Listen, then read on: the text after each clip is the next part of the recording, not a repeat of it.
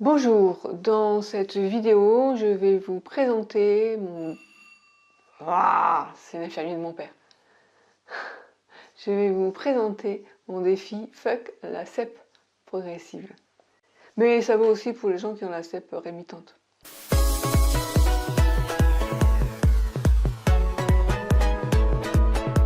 Il n'y a que les imbéciles qui ne changent pas d'avis.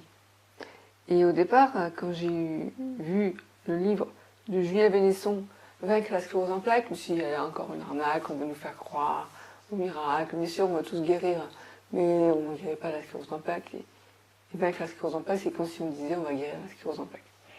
Et puis, chemin faisant, il s'est trouvé que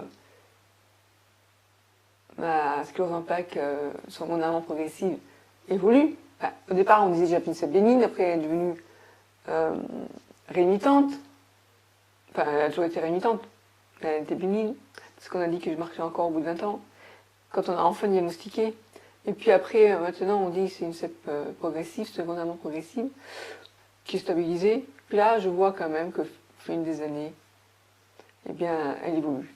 Et je prends un Copaxone pour éviter le risque de pousser, parce qu'on ne peut pas l'écarter à 100%. Puis là, quand il y a eu un déclic, et je me suis dit, bon, allez, j'en ai marre. J'en ai marre des injections, mais je n'ai pas envie de me retrouver en fauteuil roulant demain. Qu'est-ce que je peux faire? Et donc, j'ai lu. Je n'ai pas entièrement fini de le lire, hein, mais le livre de Julien Vénesson, donc en Kindle, donc vous ne l'aurez pas là, mais je vais le recommander pour le montrer aussi à ma kiné, pour lui parler de ça. Bref. Alors, ce qui m'a impacté, c'est que j'ai appris que donc, moi, j'ai appris que la personne qui a suivi le mode d'alimentation paléo souffrait en fait de forme secondairement ou primaire progressive, je sais pas. Elle s'appelle Thierry Walls, je crois. Bref. Et donc, j'ai vu donc Dr Walls. Au début, je me suis dit, bon, ils ont fait un faux diagnostic, elle n'avait jamais eu sclérose en plaques, et du coup, elle passe du fauteuil roulant à debout, parce que moi, j'avais jamais pensé qu'on pouvait régénérer les axones. C'est-à-dire que pour qu'il y ait la myéline, elle peut se récupérer. Au fil du temps, de moins en moins bien. Mais les axones, c'est pas possible. Il avait proposé à sa compagne, et c'est pour elle qu'il a fait ce livre, en fait, au départ, de suivre un programme de rééducation, comment dire, qui est vraiment, non pas, voilà, des exercices de haute intensité. Alors, il distingue la personne qui a un léger handicap, on lui propose ça, et la personne qui a un handicap plus lourd, elle peut pas suivre d'exercice physique, donc on lui propose l'électrostimulation. Donc je vous passe ça, si vous voulez lire, lisez-le, il explique mieux que moi, mais là où j'ai eu le choc, c'est que j'ai vu qu'on pouvait récupérer des fonctions. Bon, au début, je me dis c'est pas possible, donc on me raconte des conneries. Jusqu'à aujourd'hui, la sclérose en plaques a toujours été perçue comme une maladie irréversible. On peut donc avoir un épisode de rémission quand on est en phase rémitante parce qu'on récupère de la myéline, hein, la myéline se reconstitue. Et là, c'est là où ça a été choc pour moi. De nouveaux travaux, donc les travaux montrent qu'en réalité les axones se régénèrent aussi parfois, bien qu'on ne sache pas comment. En fait, les fibres nerveuses endommagées sont douées d'une plasticité, et c'est ça en fait qui fait que c'est possible. Après, chacun va utiliser une méthode différente peut-être. Là, Thierry Walls utilise l'alimentation paléo. Lui, il préconise à la fois d'agir sur l'alimentation, sur l'activité physique et sur le mental, les émotions. Et donc moi, ce qui m'a été impactant, c'est qu'il parle de... Bon là, je vois un autre article où effectivement c'est confirmé. On parle du phénomène de neurogénèse, qui est dû à la présence de cellules souches neurales qui se renouvellent en permanence et qui se différencient pour former des neurones. Donc c'est un gène qui contrôle ce processus, le BDNF, dont il parle, le brain, c'est en anglais, Brain Derived Neurotrophic Factor. Alors, le BDNF agit sur certains neurones du système nerveux central et du système nerveux périphérique. Ils sont impliqués dans la survie des neurones existants. Ils encouragent la croissance et la différenciation de nouveaux neurones et des synapses. Donc la sécrétion du BDNF est favorisée par 3 facteurs. L'exercice physique, le curcuma, principe actif du curcuma, et le DHA, un acide gras oméga 3. Ça, c'est ce que j'ai vu dans un autre article. Pour vous dire que bon, on part sur des bases scientifiques et après chacun met sa patte. Alors, voilà, donc ce qui est intéressant, c'est qu'on a ce qu'on appelle une plasticité synaptique. Bref, bon, alors je trouvais ce livre intéressant. Et par contre, je pense il pourrait être plus complet. Moi, c'est une partie qui est importante, c'est tout ce qui est troubles cognitifs. Après, il faut voir. Bon, bref. Oui, bien sûr, il dit que d'agir comme ça, on va récupérer, améliorer nos troubles. Mais il ne parle pas de travailler sur la concentration, la mémoire. Alors moi, ce que j'ai envie de vous faire part, c'est que dans mon cas, j'ai réalisé que le fait d'avoir travaillé pendant 4 ans, préparé une thèse, j'étais tous les jours à concentrer à travailler, à lire des ouvrages, faire des recherches, et ça a stimulé mon cerveau. Et c'est vrai qu'à une époque, j'ai eu des problèmes cognitifs. J'en ai encore un petit peu, mais je pense que ça, c'est important. Et j'ai vu un article qui dit on peut lutter contre le déclin cognitif. Et il parle aussi de l'importance du sommeil pour gagner en performance cognitive et aussi l'intérêt des jeux vidéo. Alors là, donc je pense qu'il y a beaucoup de choses encore à faire. Et c'est vraiment dommage que le neurologue il soit un petit peu trop... comment dire. Là, par exemple, je lis qui propose un travail musculaire intense, la musculation notamment, et moi je me souviens quand j'en avais parlé à mon neurologue, un ancien neurologue que j'avais, je lui ai dit voilà, j'aurais récupéré de la masse musculaire parce que je me trouve trop maigre. Qu'est-ce que vous en pensez? Je voudrais faire la musculation. Il me dit oh, surtout pas, Valeur, surtout pas. Puis en plus, il faut faire avec la fatigue, enfin bref. Donc, du coup, je me suis dit bon, alors, l'activité physique, niette. Bon, maintenant on dit oui, l'intérêt du sport, mais je ne vais pas faire du sport. Moi, le sport, je n'arrive même pas à marcher correctement, bref. Donc, alors, voilà ce que je vous propose. Dans mon programme spécial FAC classe 7. Parce que j'ai décidé de faire quelque chose, de ne pas me laisser aller au handicap, sans rien faire. Donc, je vais réagir contre ce qu'il faut en plaque. En gros, c'est ça. Donc d'abord, je vais commencer par... Donc j'ai lu beaucoup d'ouvrages en ce moment, j'ai acheté plein d'ouvrages, c'est de la folie. D'abord, j'identifie les problèmes. Donc je vais faire un petit bilan de mon état de santé par rapport à la sclérose en plaques. Donc je me suis dit, bon, je vais voir les troubles dont je souffre, les handicaps, qu'ils soient visibles ou invisibles, puis voir les obstacles et les difficultés prévisibles par rapport au changement d'alimentation, à introduire donc une activité physique, et puis à la partie travail des émotions, du mental. Voilà. Alors après, mon objectif, j'ai marqué améliorer mon état. Et quand j'ai vu là qu'au bout de 6 mois, la personne avait récupéré, elle pouvait courir. Je me suis dit, courir, ça serait génial. Mais bon, attends, oh. Bon, je suis, vous voyez, entre le cul entre deux chaises. D'un côté, je me dis, c'est une arnaque, de toute façon, on guérit pas la sclérose en plaques. Et de l'autre côté, je ne vais pas me laisser ça contre cette putain de maladie, quoi. Voilà, donc je vous... Comment dire, promets rien. Juste, je vous invite à me suivre dans mon délire de programme spécial FAC classe 7. Voilà. Donc en fait, je vais également évaluer mon état émotionnel, parce que je pense que le mental a vraiment un impact essentiel sur la maladie, je le pense vraiment. Et donc je vous invite à en faire de même. Alors donc, mes troubles visibles, moteurs, la motricité. J'ai marqué un manque de force musculaire. Je vais vous montrer après comment je marche, parce que je fais le bilan maintenant, et puis en 6 mois, évidemment, je suis intéressé pour vraiment voir comment ça se passe. Les troubles digestifs, c'est les douleurs, les problèmes urinaires, les problèmes visuels, troubles de sensibilité.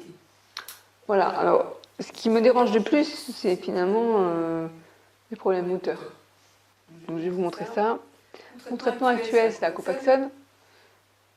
Une injection par jour, sauf le week-end, j'ai le droit de ne pas la faire. Là, je vais vous dire, je l'ai pas faite tous les 2 jours parce que il y a des fois où j'en ai marre. Il y a des fois, tous les jours, j'en ai marre, mais il y a des fois où j'ai pas le courage de la faire. Et c'est pas bien, parce que. Enfin, c'est pas bien, je suis plus motivée, quoi, en fait. Au bout de 7 ans. Alors, la difficulté attendue, c'est que. C'est surtout pour le changement alimentaire. Parce que mon père, est-ce qu'il va me suivre? Parce qu'il faut que je fasse à manger, je ne vais pas lui faire manger des bons petits plats si moi je mange du gluten, sans gluten et sans lait, et sans beurre. Mon problème de maigreur, je ne vais pas perdre du poids à cause de ça. Mon problème de dyspepsie fonctionnelle, j'ai des douleurs à l'estomac, donc j'ai habitué à manger toujours la même chose. Alors je me dis, comment manger avec plaisir quand on doit suivre une alimentation paléo, si on doit supprimer le gluten et le lait? Par quoi remplacer ces aliments interdits? Vous voyez, c'est tout ça, parce que finalement, au début, je disais non, la folie, je ne vais pas manger de pain pour moi. Voilà. Puis là, comme dessert, j'ai fait des galettes frangipane pour mon père, et je lui dis, mais bon, et pour moi? Voilà, donc je me dis, si on n'a déjà pas beaucoup de plaisir dans la vie, si en plus, quand on est malade, c'est pas toujours évident, et si en plus on enlève celui-là, voilà. Donc, je me suis dit, première étape, apprendre. Donc, là, je suis partie, je lis beaucoup de choses, j'apprends. Deuxièmement, découvrir les aliments et les recettes sans gluten et sans lait. Et l'alimentation paléo. Troisièmement, supprimer le gluten et le lait. On verra. Ça, troisième étape, je ne suis pas encore sûre. Voilà. Donc, première étape, eh bien, évaluer son état de santé. Donc, je vais vous montrer. Et avant ça, je voulais vous dire, si vous êtes intéressé pour suivre mon défi un peu fou, très fou, eh bien, inscrivez-vous, vous serez tenu au courant. Si vous faites partie des membres du blog, vous allez recevoir des notifications au fil du temps, quand j'aurai Bref, je sais pas encore comment ça va se passer, mais c'est intéressant, je trouve. À partir de d'abord, première étape, je peux apprendre plein de choses. Donc je vais vous les retranscrire et vous les partager. Donc si vous vous intéressez à l'alimentation, eh bien inscrivez-vous à la newsletter. Tous ceux qui font déjà partie de la newsletter recevront mes mails. Je ne vais pas vous submerger d'emails, je ne suis pas quelqu'un qui aime beaucoup. Voilà, donc je vous invite à essayer de faire pareil que moi si ça vous intéresse. Sinon, mais pour l'instant, vous ne risquez rien, parce que c'est juste partager mes connaissances et évaluer votre état de santé. Voilà, donc je vais vous montrer. Allez, on y va. Ça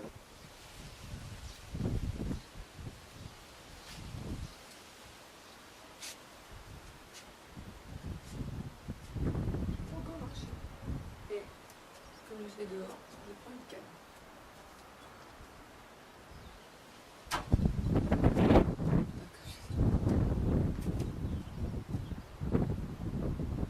C'est cette jambe. Je peux pas la porter.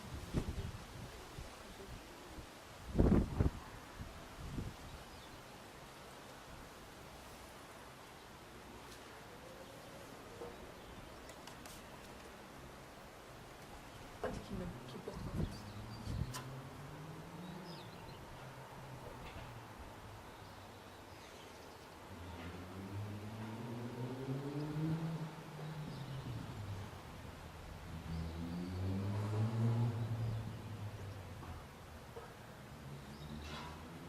Je recommence parce que j'ai remarqué qu'on ne voyait rien du tout.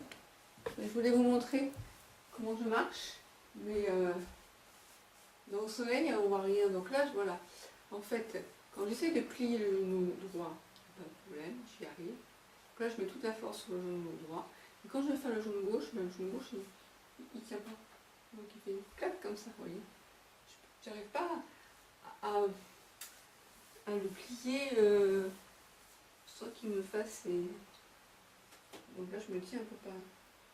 Vous voyez, je ne peux pas le faire comme normalement, on fait doucement, on se relève. Et là, quand c'est lui qui prend tout, ça ne marche pas. Et en fait, donc j'ai l'habitude, donc je suis souple grâce sur des cliniques que j'ai depuis 10 ans. Et bien quand je vais ramasser quelque chose, je ne vais pas plier de peur de tomber. Je vais essayer, j'arrive à faire ça. Voilà. Et c'est pas bon parce qu'après ça me provoque des sciatiques. Il faut que j'apprenne à faire ça. Et parce qu'après, là, j'ai de plus en plus de mal à remonter. Bon, j'arrive bien.